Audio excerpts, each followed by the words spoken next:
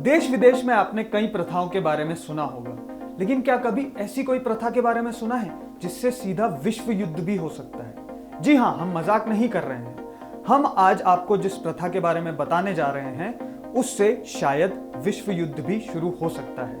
यह प्रथा है इजराइल की, और अगर इजराइल में यह प्रथा पूरी होती है तो ये बड़ी संभावना बन सकती है तीसरे विश्व युद्ध की। तो इसलिए आज हम आपको इस वीडियो में इस प्रथा के बारे में पूरा विश्लेषण देंगे। आखिर ये प्रथा क्या है, क्यों है, कहां से आई है।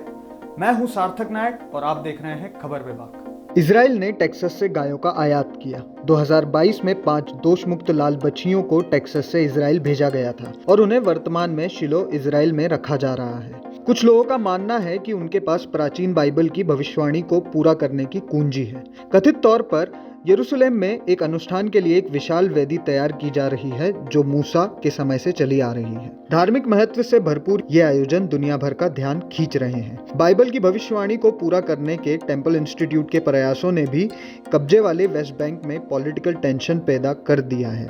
यरूशलेम में सोलोमन के तीसरे टेम्पल के रीबिल्डिंग के लिए आवश्यक माने जाने वाली इन लाल गायों को फिलिस्तीनियों सहित दुनिया भर के मुसलमानों द्वारा एक उत्तेजित प्रतीक के रूप में देखा जाता है। हालांकि इस मंदिर के लिए प्रस्तावित स्थान यरूशलेम के पुराने शहर में टेम्पल माउंट, अल अक्सा मस्जिद और डोम ऑफ द रॉक टेम्पल का भी घर है, जो इस्लाम के सबसे पवित्र स्थलों में से 2 हैं। इस्लामिक राष्ट्र गौ हत्या और संभावित मंदिर निर्माण को इजरायली कब्जे के हिस्से के रूप में देखते हैं, यरूशलेम पर नियंत्रण का दावा करते हैं और फिलिस्तीनी सॉवरेनिटी की उपेक्षा करते हैं। यहूदी परंपरा के अनुसार तीसरे मंदिर के निर्माण से पहले शुद्धिकरण के लिए एक बिल्कुल लाल बछिया गाय की आवश्यकता होती है।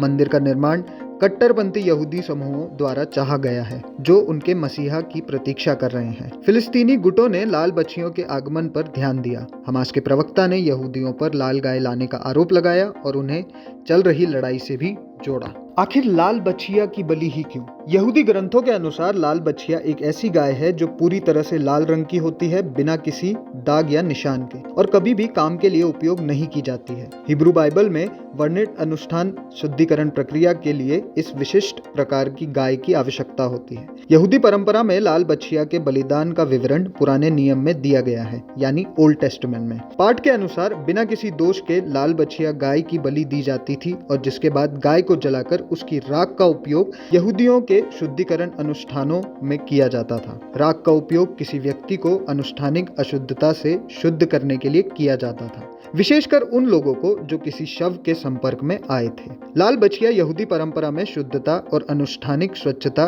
की बहाली का प्रतीक है।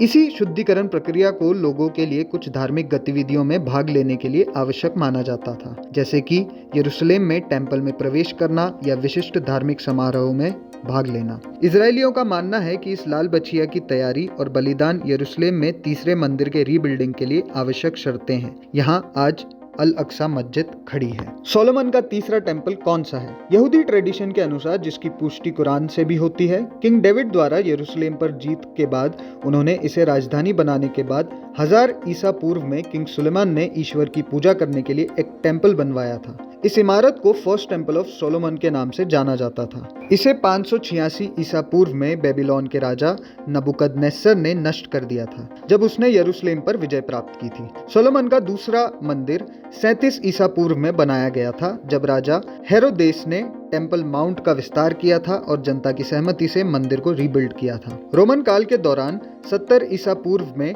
टाइटस की सेना द्वारा यरूशलेम के साथ साथ दूसरे मंदिरों को भी नष्ट कर दिया गया था। इसी अवधि के दौरान यीशु यरूशलेम में थे। तब से आज तक मंदिर का अस्तित्व नहीं है। कट्टरपंथी यहूदियों का मानना है कि मसीहा के आने और उन्हें दुनिया पर शासन करने में मदद करने के लिए उन्हें तीसरा मंदिर बनाना ही होगा।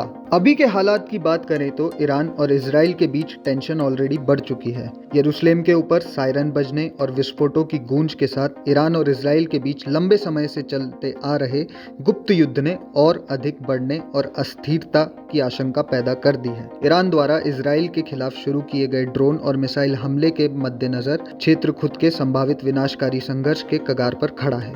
इस पूरे मामले में दिक्कत की बात यह है कि अगर Israel third temple of Solomon को बनाने की कोई भी प्रक्रिया शुरू करता है तो मिडिल ईस्ट में हाहाकार मच जाएगी। थी। अल अक्सा मस्जिद और डोम ऑफ द रॉक टेम्पल मुस्लिम समुदाय के लिए इस्लाम के सबसे पवित्र स्थलों में से 2 हैं। इजराइल इस्लामिक देशों से घिरा हुआ है और अगर इस टेम्पल के बनने की कोई भी प्रक्रिया शुरू होती है तो ऐसा माना जा रहा है कि इस पहल से विश्व युद्ध होने की भी संभावनाएं ज्यादा होती जा रही हैं। इस खबर को जानने के बाद क्या आपको सच में लगता है कि विश्व युद्ध हो सकता है? क्या इजराइल की एक प्रथा विश्व युद्ध करा सकती है?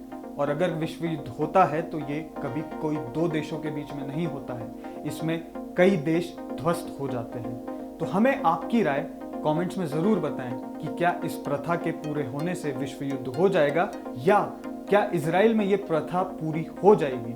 आपकी राय हमें कमेंट्स में जरूर बताएं और अगर ये वीडियो पसंद आया हो तो इसे लाइक करें, शेयर करें और हमारे चैनल को सब्सक्राइब करें।